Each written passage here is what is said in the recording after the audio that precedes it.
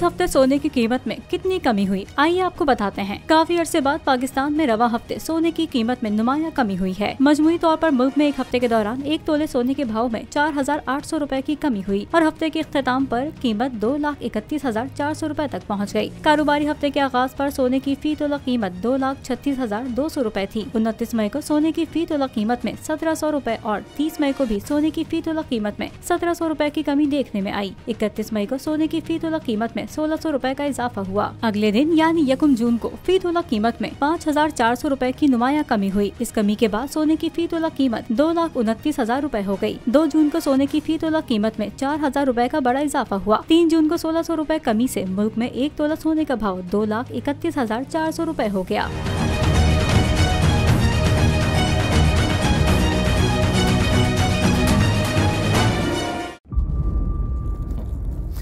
इंतजार था ना, चलो इस बार वो करते हैं जो इससे पहले किया ही नहीं। किस्मत की आंखों में आंखें डाल के जीतना होगा।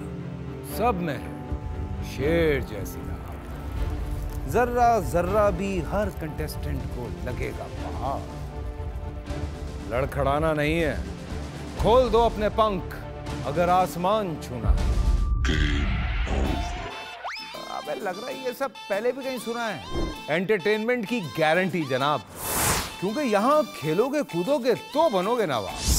खुश रहो पाकिस्तान। खुश रहो पाकिस्तान बुध और जुमेरात शाम 7 बजे सिर्फ बोल एंटरटेनमेंट पर।